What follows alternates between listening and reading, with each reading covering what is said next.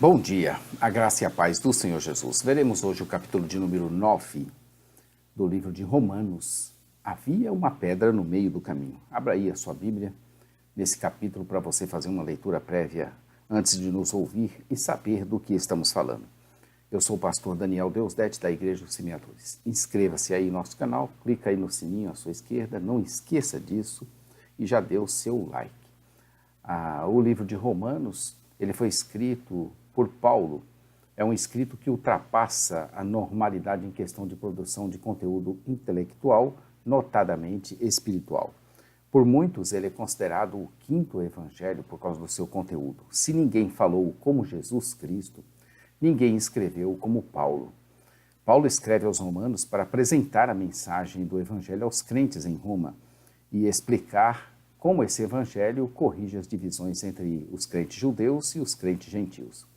São tratadas nessa epístola, de apenas 16 capítulos, muitas questões dos judeus e gentios e seus papéis interconectados na história relacionados ao pecado, à justiça e ao juízo de Deus, ao recebimento da justificação, somente mediante a fé, independentemente das obras, a santificação que conduz à glorificação, a qual ocorre mediante a dependência do Espírito Santo, e como cristãos, judeus e gentios devem aprender a aplicar o Evangelho à vida prática. Neste capítulo 9, é um capítulo complicado, este capítulo. Ele inicia dizendo que ele, Paulo, preferia ser anátema por amor aos seus compatriotas. Ele fala da justiça e da verdade de Deus, que se torna evidente quando realçada pela mentira e pela injustiça. No entanto, não é Deus nem injusto, nem falso. Se a injustiça e a falsidade põem em relevo a verdade e a justiça, como Deus pode ser considerado injusto ou falso? Os judeus que buscavam a justiça e a verdade não conseguiram alcançá-las, e os gentios que não a buscavam a alcançaram. Como pode ser isso? E como pode haver justiça e verdade? Paulo explica tão profundamente que não deixa dúvidas alguma, mas exige de nós fé. A mesma fé que, se tivessem os judeus buscado, teriam encontrado, mas foram buscar as obras ou nas obras, e aí eles tropeçaram na pedra de tropeço. Nós estamos vendo a quarta parte, que nós dividimos o livro de Romanos em partes, e nós estamos na quarta, nós acabamos de ver a terceira. A quarta parte, vamos começar agora, que é os papéis dos judeus e dos gentios na história. Judeus e gentios têm papéis distintos, mas interconectados na história da salvação. Tendo demonstrado que judeus e gentios são pecadores, o que ele fez dos capítulos 1 ao 3, e que podem encontrar a salvação do mesmo modo que nós vimos a justificação e a santificação dos capítulos 3 ao 8, o apóstolo agora, Paulo, voltou-se para os distintos papéis deles no plano de Deus para a história. Esse tópico, esse capítulo, essa parte, sua consideração sobre isso se divide em três principais partes: a distribuição da eleição divina, no capítulo 9, a incredulidade e a fé de Israel, também no capítulo 9 até o 11, e exortações para judeus e gentios, o capítulo de número 11. Vejamos então a primeira delas, a soberana eleição de Deus. Paulo discutiu em grandes detalhes acerca da posição equivalente que judeus e gentios desfrutam perante Deus. Nesse ponto, ele fez uma pausa para se certificar de que suas perspectivas sobre Israel haviam sido adequadamente compreendidas. Para isso, o apóstolo Paulo apelou primeiro para o princípio bíblico da eleição divina. Veremos nos versos de 1 a 5 que Paulo explicou sua lealdade e preocupação para com seus compatriotas israelitas. Em nenhum lugar as Escrituras definem o que seja consciência. Aqui em 2, 15, 13 e 5, Paulo falou dela como uma autoconsciência moral informada pela revelação divina. Nessa passagem, ele fez um juramento lícito para declarar a sua sinceridade. Ele alega estar falando a verdade e apela para a sua consciência, a qual é confirmada pelo Espírito Santo de que ele mesmo desejaria ser anátema, ou seja, amaldiçoado e separado de Cristo por amor dos seus irmãos, os de sua raça. Embora ele fosse o apóstolo dos gentios, Paulo fez ecoar os sentimentos de Moisés diante da incredulidade dos judeus. Êxodo 32, de 30 a 32. Eles eram seus parentes, e o apóstolo se angustiava por eles, verso 2. Sua disposição em sofrer a maldição de Deus pela sua parentela era uma declaração radical de seu amor e preocupação por ela. Obviamente, uma figura de linguagem para expressar o quanto ele desejava daquilo. Paulo fez uma lista de 8 aspectos nos quais Israel foi abençoado por Deus. A adoção. Dentre toda a humanidade, Deus adotou Israel como seu filho. Deuteronômio 8. A adoção era tanto um grande privilégio, pois ela abria a possibilidade de salvação, quanto uma grande responsabilidade, pois era demonstrada por meio de provações. O segundo aspecto de Israel ter sido abençoado por Deus, a glória. Embora Deus seja onipresente, às vezes ele manifesta sua presença de um modo especial e num lugar específico. Israel recebeu o privilégio de estar próximo da presença de Deus, muitas vezes visível, especial e gloriosa. Por exemplo, no Sinai, no tabernáculo, no templo. Terceiro aspecto, as alianças. Toda a humanidade estava incluída no pacto, aliança de Deus com Adão e em sua aliança com Noé. Mas o povo de Israel estava unido ao Senhor mediante alianças nacionais com Abraão, com Moisés e com Davi. Nós temos aí, dentro da Bíblia de Estudo de Genebra, um quadro, as principais alianças na Bíblia. Está em Gênesis 9, vale a pena você conferir. Se você não tem a Bíblia de Estudo de Genebra, adquira aqui conosco. O quarto aspecto é a legislação. A lei dada por intermédio de Moisés era uma verdadeira bênção para Israel e não uma maldição. O quinto aspecto, o templo estava no centro do culto de Israel a Deus. Os sacrifícios, as orações e os louvores eram oferecidos nele. O sexto aspecto, as promessas. A nação de Israel se recebeu muitas promessas, mas provavelmente Paulo tinha em mente aqui as que foram dadas a Abraão. Sétimo aspecto, os patriarcas. Os patriarcas, Abraão, Isaque e Jacó, bem como José e seus irmãos, receberam muitas bênçãos de Deus que foram transferidas como privilégios e responsabilidades para as gerações futuras. Oitavo aspecto. Só relembrando que Paulo fez uma lista de 8 aspectos nos quais Israel foi abençoado por Deus. Nós já vimos o sétimo, agora o oitavo. O Messias, o descendente Cristo, Jesus, não apenas nasceu para Israel, mas realizou o seu ministério entre os judeus também. Então, os oito aspectos, resumidamente, agora sem explicar: a adoção, a glória, as alianças, a legislação, o culto, as promessas, os patriarcas, o Messias. As palavras de Paulo atribuem a divindade a Cristo de maneira direta, como aqui quando diz ser o Cristo, Deus acima de tudo. Bendito para sempre. Amém. Essa é a tradução mais natural do grego, mas outra tradução possível é Cristo, louvado para sempre seja Deus, que está sobre todas as coisas. Ele também diz para não pensarmos que a palavra de Deus tenha falhado, ou seja, sua promessa e seu plano de ser o Deus da descendência de Abraão. Na época do Antigo Testamento, a descendência natural não garantia automaticamente a herança da promessa, pois Deus havia escolhido aquele que a herdaria. De um ponto de vista humano, cada filho era contado como herdeiro, mas para receber a promessa, cada um tinha que aceitar a aliança com fé salvadora. Esse princípio está evidente nas famílias de Abraão e de Isaque. Isso fica muito claro quando ele diz que não são os filhos naturais os filhos de Deus, mas os filhos da promessa. Esses sim são contados como descendência de Abraão. Paulo explica a escolha de Deus que nada tinha a ver com as obras ou presciência. Ainda não eram os gêmeos nascidos, nem tinham praticado o bem ou o mal. O caso de Jacó e Esaú confirma de modo conclusivo o argumento de Paulo sobre a eleição com 3 considerações. A primeira, eles eram gêmeos, isto é, tão próximos de uma semelhança natural quanto era possível. Segundo, o propósito de Deus reverteu até mesmo a distinção natural que existia entre eles, já que Esaú, o mais velho, teve que servir a seu irmão, que era o mais novo.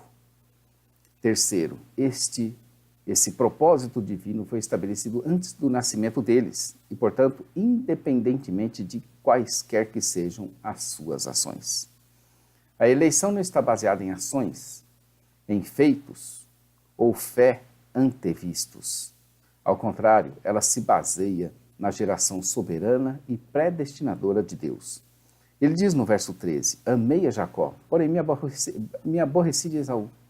Esse propósito distinto de Deus na eleição, verso 11, é confirmado mais profundamente pelas palavras de Malaquias 1, 2 a 3, que fala acerca do amor de Deus pela nação de Israel e sua aversão pela de Edom. Nela é explicado que o amor divino por Israel estava arraigado na livre escolha de Deus, que preferiu Jacó a Esaú. Aqui essa palavra aborreci não pode ser reduzida a amou menos que, como o contexto de Malaquias 1, de 3 a 4, deixa claro. Ela carrega um sentido mais forte de rejeição, aversão e juízo definitivo. Que diremos, pois? Verso 14. Compare com 8, verso 31. O apóstolo Paulo reconheceu que sua declaração anterior não poderia passar sem um comentário mais profundo. Esse propósito distinto e soberano de Deus não colocava em risco seu atributo com respeito à justiça perfeita? Essa ideia é claramente inconcebível, como Paulo expressou com seu enfático de modo nenhum. Ele explicou a razão de ela ser inconcebível ao citar 2 passagens bíblicas, Êxodo 33, 19 e 9, 16. Nos versículos 15 e 17, essas passagens revelam que Deus é justo em mostrar misericórdia para com alguns, enquanto endurece o coração dos outros. Quando ele mostra misericórdia, a pessoa não recebe uma recompensa merecida por seus próprios esforços. Ao contrário, Deus estende a sua graça soberana e gratuita para as pessoas que são moralmente incapazes de qualquer esforço aceitável. Ao citar essas 2 passagens bíblicas nos versos 15 e 17, que remontam lá a Êxodo 9, 16 e 33, 19, essas passagens revelam que Deus é justo em mostrar misericórdia para com alguns enquanto endurece o coração de outros. Quando ele mostra misericórdia, a pessoa não recebe uma recompensa merecida por seus próprios esforços. Ao contrário, Deus estende a sua graça soberana e gratuita para as pessoas que são moralmente incapazes de qualquer esforço aceitável. O Senhor não deve misericórdias a ninguém, Ele não é devedor de misericórdias. Portanto, não há injustiça quando ela não é mostrada. A outorga de misericórdia é uma prerrogativa divina. Ela repousa unicamente na bondade, né, e na boa vontade de Deus.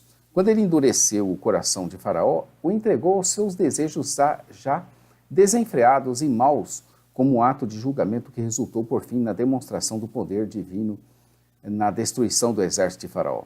Quando Paulo diz que a Escritura disse a Faraó, na verdade foi Deus quem falou a Faraó por intermédio de Moisés. Entretanto, aqui Paulo salientou que as palavras da Escritura e a voz e a autoridade de Deus são uma só.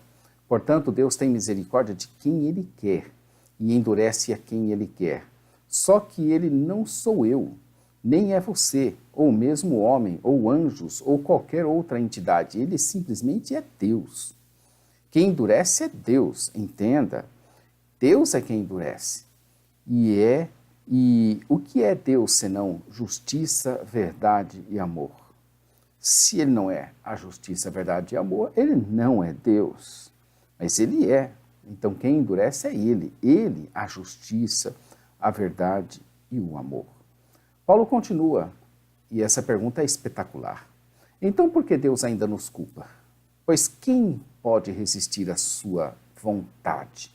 Verso 19. Do que se queixa ele ainda? Nada. a Almeida Revista e Atualizada. Por meio de qual critério de justiça pode Deus lançar naqueles que ele mesmo endureceu a culpa pelos seus pecados?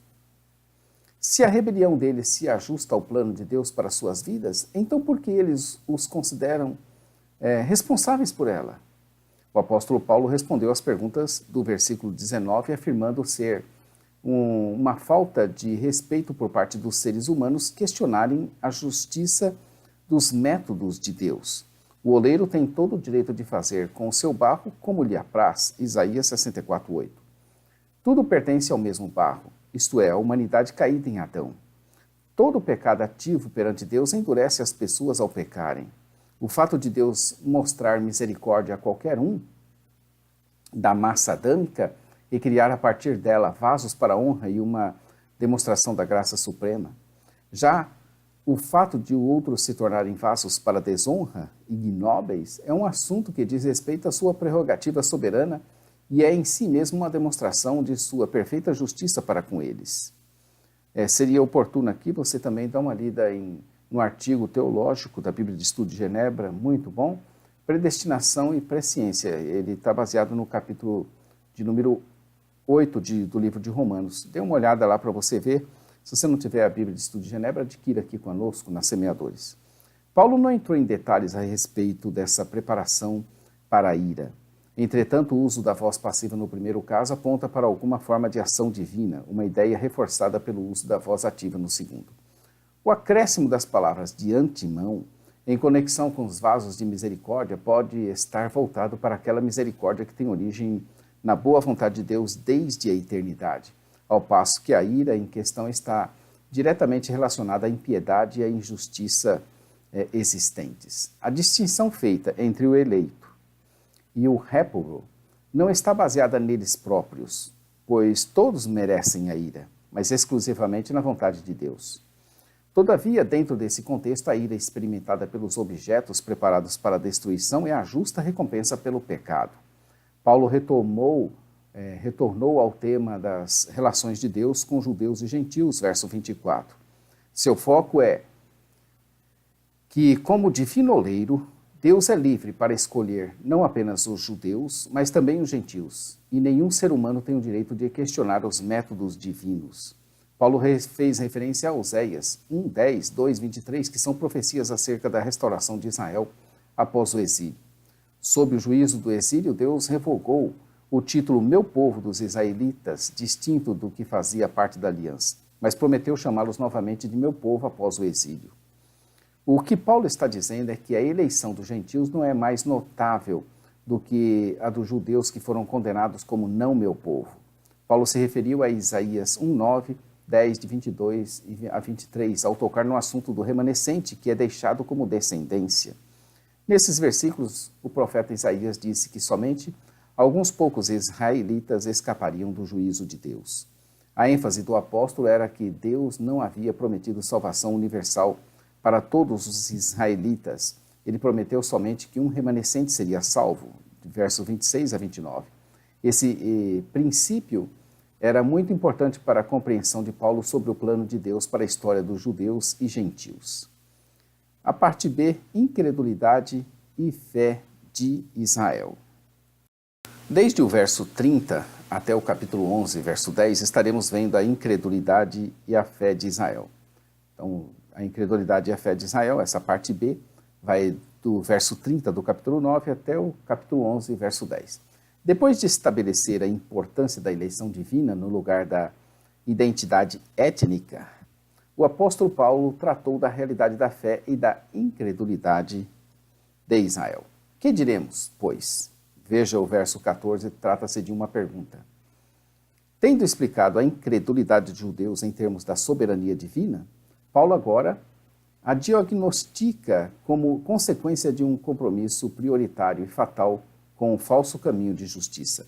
Ele viu a soberania divina e a culpa da obstinação humana como os dois lados da realidade.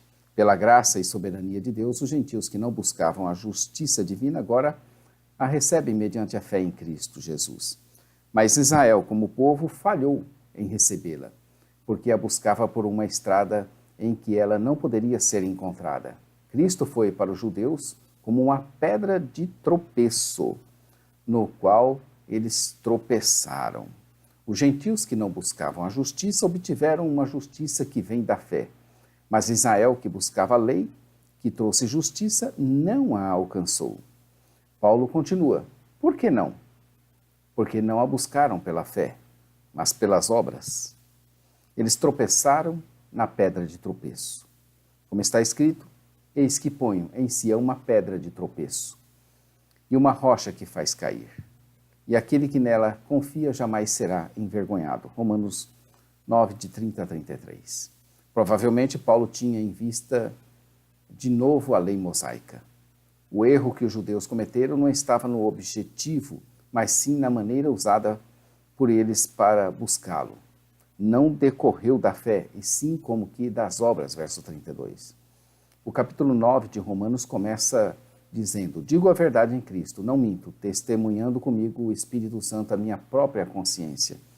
É assim que ele evoca o início desse capítulo 9 e termina com o verso 33, como está escrito: eis que põe em Sião uma pedra de tropeço e rocha de escândalo, e aquele que nela crê não será confundido. A justiça que decorre da fé e não das obras. Afinal de contas, quem tem mais obras? Quem anda na fé ou quem anda nas obras? Quem anda nas obras quer ser recompensado pelo que faz, mas quem crê naquele que justifica produz mais obras do que o que quer fazer. Porque não é ele mesmo, mas a graça de Deus na vida dele. Amanhã estaremos aqui. Rejeitar a Deus que fala pela Bíblia. Meu amigo, isso é insensatez. Romanos 10, veremos aqui que rejeitar a Deus que fala pela Bíblia é insensatez. Deus está falando. Você tem que tomar uma atitude. O não tomar uma atitude é tomar uma atitude de rejeitar a Deus. Não há escapatória. Deus se mostrou, falou, revelou-se, trouxe Jesus, que ninguém falou como ele, trouxe Paulo, que ninguém escreveu como ele, e aqui estamos nós. Precisamos tomar uma atitude. E rejeitar a Deus é insensatez. Faça isso não. Inscreva-se aí em nosso canal, não esqueça de clicar no sininho, aí à sua esquerda, dê o like, isso vai nos ajudar no nosso canal. Parte escrita, uma vez que tem muito conteúdo, jamaisdesista.com.br. Nossa loja virtual, semeadores.com.br, onde você adquire a Bíblia de Estudo de Genebra, adquire aqui conosco, e nosso programa de rádio, radio.semeadores.com. A todos um bom dia, fiquem com Deus. Maranata, ora, ora, vem, Senhor Jesus. Deus te abençoe e até amanhã.